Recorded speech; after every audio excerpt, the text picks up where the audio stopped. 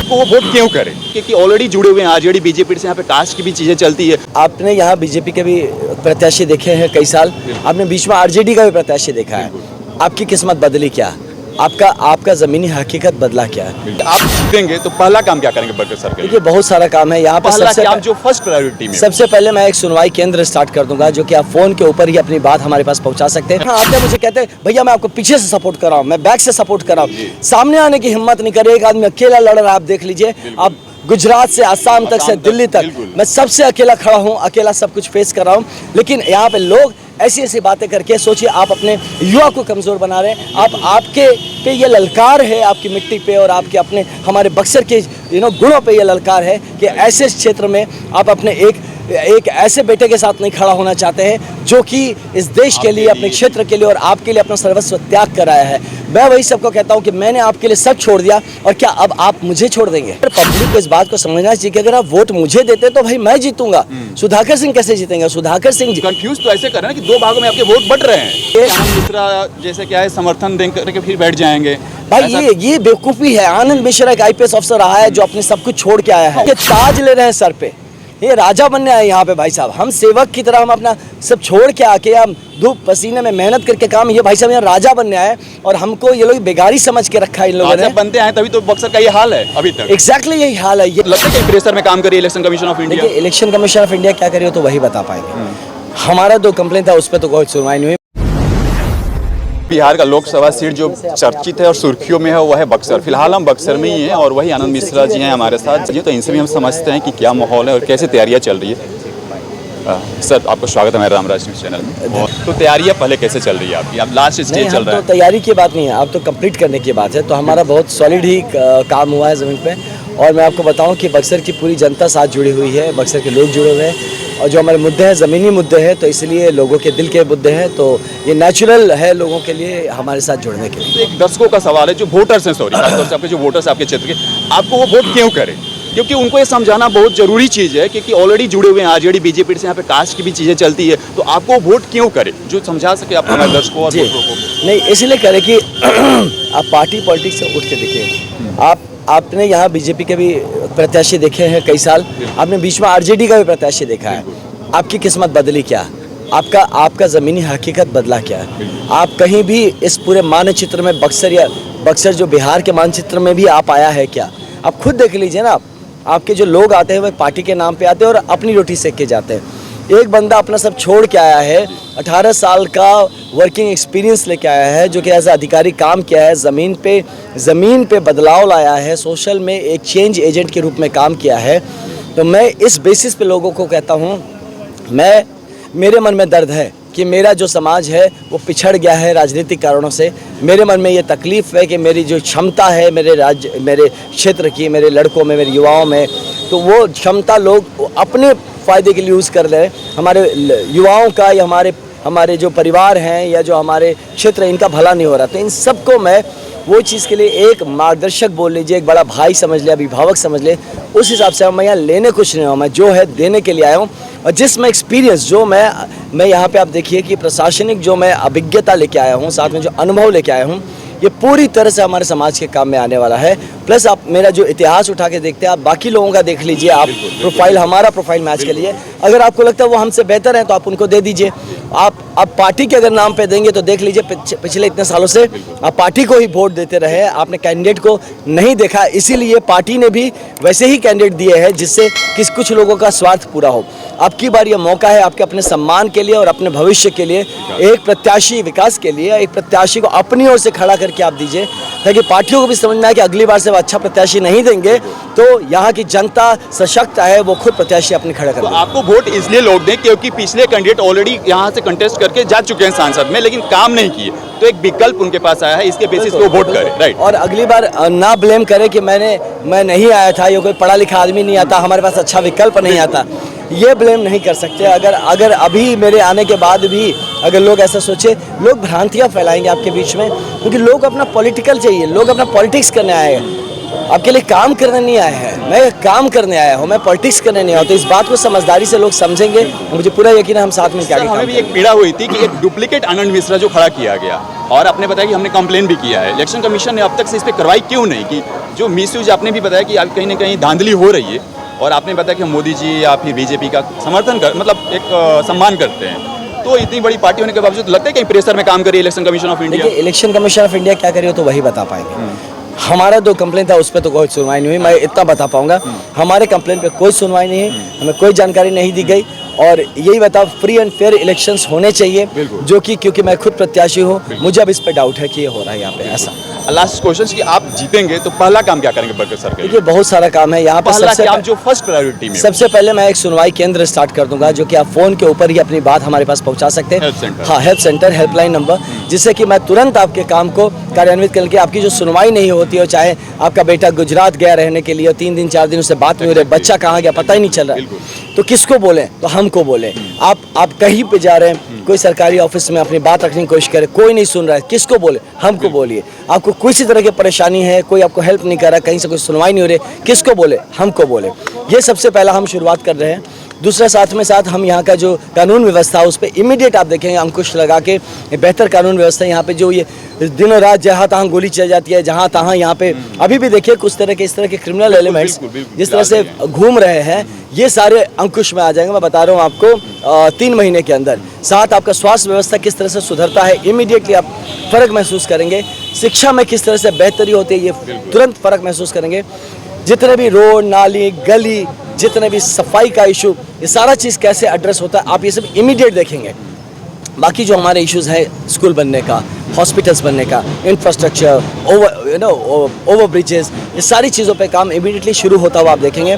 लोग कहते हैं कि भैया ये निर्दलीय हैं, पैसे कितने मिले हैं, 5 करोड़ रुपए, ये आपका मतलब करेंगे कैसे?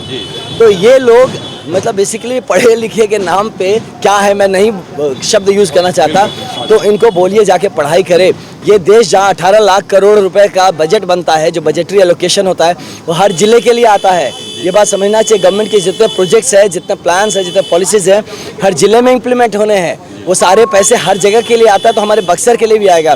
वो सही से जगह पे पहुंच पाए, ये पूरी तरह से मेरी एमपी की जिम्मेदारी होगी।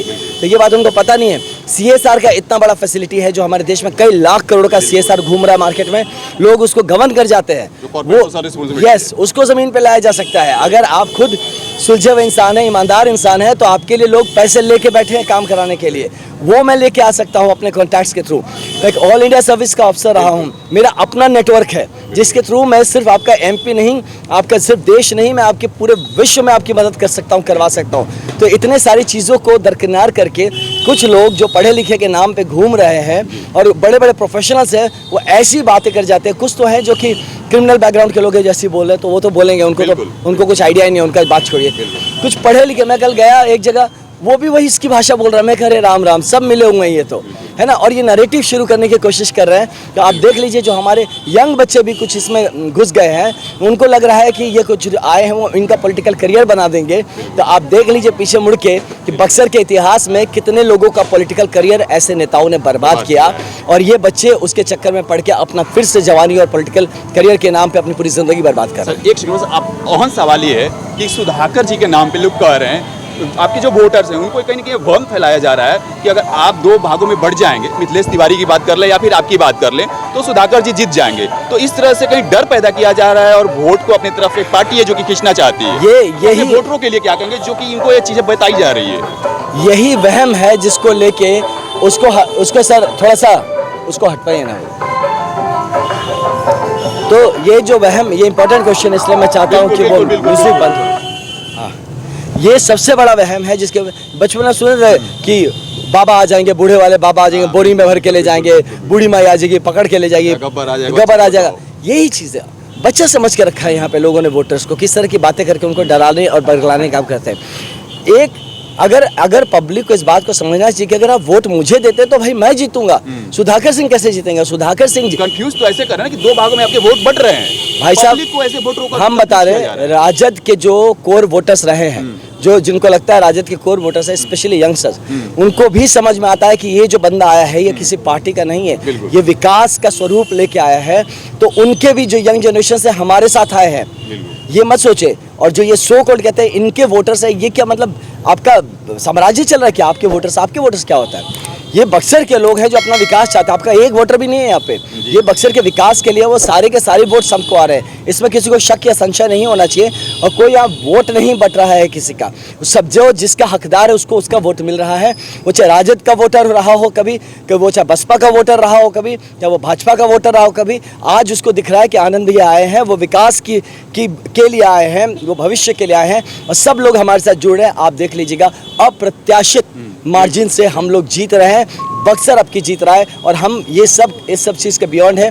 जो भी इस शक या संशय में है इस तरह के भ्रम में न रहे, बिल्कुल अपने ना रहे इस किसी भी भ्रम में कि आप हमें वोट देंगे तो कोई और जीत जाएगा। मैं खुद विरोधी हूँ राजद का। अगर यहाँ पे कोई भी उम्मीदवार जीतता है, वो सच बात है कि वो जंगल राज की तरफ कहीं ना कहीं इनकरेज करेगा। वो सच बात है कि वो लॉलेसनेस आएगा यहाँ पे। वो किसी डेवलपमेंट का एजेंडा ही नहीं है उनको। उन्होंने ही बिहार का बदनामी करने का एकमात्र सिंगल हैंडेडली किसी का डिस्क्रेडिट है तो वो राजद का है। तो ये मैं बोलता हूँ। और भाजपा के जो प्रत्याशी हैं इनको भी ये बात समझनी चाहिए कि एक बंदा विकास के लिए आया, उनकी तो लुटिया गुल हो चुकी है। तो लुटिया गुल हो चुकी है तो हमारे नाम का बंदा खड़े कर देते हैं। 5-7 क्रिमिनल एलिमेंट्स को देके फेसबुक लाइव करवा के बुलवाते हैं हमारे अगेंस्ट। और वो सोचते हैं कि कुछ क्रिमिनल मिलके वोट पोलराइजेशन करा लेंगे। तो ऐसी हरकतें लोग करें ना कि मैं आपको क्या ही बताऊं। तो बस लोगों को एक भरोसा रखिए। आनंद मिश्रा जैसे क्या है समर्थन दे करके फिर बैठ जाएंगे भाई। ये बेवकूफ़ी है। आनंद मिश्रा एक IPS अफसर रहा है जो अपने सब कुछ छोड़ के आया है। वही पब्लिक को कहना है। पब्लिक को बता रहा हूँ कि आनंद मिश्रा एक IPS अफसर रहा है जो सब छोड़ के आया है। वो ऐसे किसी भी लोगों से मानसिक तौर पे बहुत ज़्यादा बलिष्ठ है। आप मेरी मानसिक बलिष्ठता के साथ मैच नहीं कर सकते। IPS की नौकरी आप छोड़ देंगे आप होते तो। जब आप खुद के पे लेके रखिए। आप अगर छोड़ नहीं सकते तो आप मैं क्या डिसीजन लूँगा इसका डिसीजन आप कैसे ले रहे हैं? मेरी जो मेंटल फॉर्मनेस है उसका आपको दूर दूर तक आंकलन नहीं है। और ऐसे कुछ लोग जो भटकते भटकते आके आज पॉलिटिक्स कर रहे हैं, आप इनकी बात से आप मेरा अगर आंकलन करते हैं तो ये दुर्भाग्य होगा। मैं बता रहा हूँ हर ऐसे इंसान का कि जो आज मैं विकास का मुद्दा लेके खड़ा हूँ और वो विकास के मुद्दे के साथ खड़ा नहीं होके ऐसे चीप पॉलिटिक्स के साथ खड़ा है। सर लास्ट आपका अर्बन नक्सल कहना कैसा लगा? मतलब कहीं ना कहीं आपने ट्वीट करके भी दी कि बहुत मुझे इस चीज़ से आहत हुई। इवन आपके पास जो टीम है आपकी जो मैं बताऊं ये जो भाई साहब ने अर्बन नक्सल कहा है, पहली बात इनका सामान्य ज्ञान की कमी है। इनको सामान्य जनरल नॉलेज इन आदमी के पास नहीं है। कहाँ यूज करना चाहिए वो भी नहीं पता है। अर्बन नक्सल का डेफिनेशन में नहीं पता वो क्या होता है। एक आदमी हु हैज स्पॉट देम, जो कि देश हित में मैंने देश के लिए लड़ा है, गोली तक को मैंने फेस किया है इन चीज को लड़ने के लिए, जिसके लिए राष्ट्रपति का वीरता पुरस्कार से पुरस्कृत हुआ हूँ। उस आदमी को ये कह के पूरा देश जानता है कि आनंद मिश्रा कौन है, क्या है, राष्ट्रभक्त इन दोनों में कौन है, इन दोनों में कौन है जो सच्चा सनातनी है, कौन है जो सो कॉल्ड ब्राह्मण की बात करता है तो ब्राह्मण के धर्म वसूलों पे जीने वाला इन दोनों में कौन है, ये पूरा देश जानता है। वो आदमी आके इस धरती के बेटे को इस धरती पे आके बदनाम करने की और कहता है अर्बन नक्सल। यही नहीं, मेरे साथ जो लड़के घूमते हैं उनको लफुआ कहता है। सोचिए, लफुआ कहते हैं ये लोग। और ये कह के चाहते हैं कि उनके माँ बाप उनको वोट दे और सो कॉल्ड ये लफुआ उनको वोट दे और उनको अपना राजा बनाए।